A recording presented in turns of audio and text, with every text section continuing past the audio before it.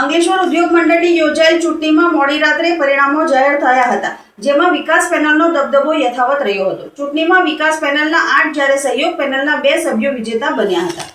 એશિયાની સૌથી મોટી ઔદ્યોગિક વસાહતના સુકાન માટે યોજાયેલી અંકલેશ્વર ઉદ્યોગ મંડળની ચૂંટણીમાં સત્તાધારી વિકાસ પેનલે ફરી એકવાર પોતાની મજબૂત પકડ સાબિત કરી છે। 10 બેઠકો માટે યોજાયેલી ચૂંટણીમાં વિકાસ પેનલના 8 ઉમેદવારો વિજેતા બન્યા છે, જ્યારે સહયોગ પેનલના 2 ઉમેદવારોએ જીત મેળવી છે। ગતરોજ યોજાયેલ ચૂંટણીમાં ઉદ્યોગકારોએ ઉત્સાહપૂર્વક મતદાન કર્યું હતું અને કુલ 90.48% જેટલું મતદાન નોંધાયું હતું। મતગણતરી પૂર્ણ થયા બાદ મોડી રાત્રે પરિણામો જાહેર કરવામાં આવ્યા હતા। આ પરિણામ સાથે હવે 30 સભ્યોની મેનેજિંગ કમિટીમાં વિકાસ પેનલના 21 સભ્યો થયા છે, જેના કારણે આગામી કાર્યકાળ દરમિયાન મંડળના વહીવટ અને વિકાસ કાર્યોમાં વિકાસ પેનલનું પ્રભુત્વ યથાવત રહેશે। પરિણામ જાહેર થતાં જ વિકાસ પેનલના સમર્થકોમાં ખુશીની લાગણી જોવા મળી હતી। મોડી રાત્રે ઢોલ નગારા સાથે વિજયોત્સવ ઉજવવામાં આવ્યો હતો અને કાર્યકરો તેમજ સમર્થકોએ એકબીજાને શુભેચ્છાઓ પાઠવી હતી। વિજય બાદ વિકાસ પેનલના આગેવાનોએ જણાવ્યું હતું કે તેઓ ઉદ્યોગકારોના હિતોને પ્રાથમિકતા આપીને અંકલેશ્વર ઔદ્યોગિક વસાહતને વધુ સુવિધાસભર અને આધુનિક બનાવવાના પ્રયાસો કરશે।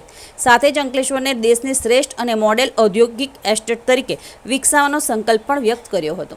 તારીખ 30 જૂનના અંકલેશ્વર ઇન્ડસ્ટ્રીઝ એસોસિએશનની મેનેજિંગ કમિટીના 10 ઉમેદવાર માટેની ચૂંટણી યોજાઈ, જેમાં 1 ઉમેદવાર કોર્પોરેટ કેટેગરી, 1 ઉમેદવાર રિઝર્વ કેટેગરી અને 8 ઉમેદવાર જનરલ કેટેગરી, એમ કુલ 10 ઉમેદવાર વિજેતા ઘોષિત કર્યા છે। હમણાં જ 10માં 2 પેનલ વચ્ચેની રસાકસીભરી ચૂંટણી હતી। વિકાસ પેનલના 8 સભ્યો વિજેતા જાહેર થાય છે અને સહયોગ પેનલના 2 સભ્યો વિજેતા જાહેર થાય છે।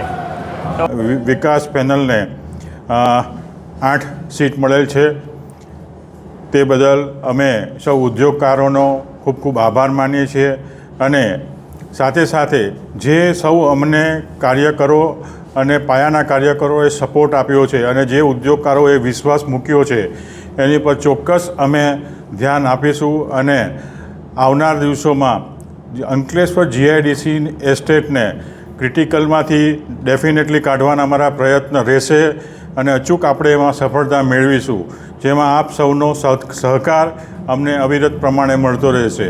સાથે સાથે આવનાર વર્ષોમાં આપણે એક અંકલેશ્વરને મોડલ એસ્ટેટ બનાવીશું, એ અમારી પહેલી પ્રાથમિકતા રહેશે। અસ્તુ, ભારત માતા કી જય।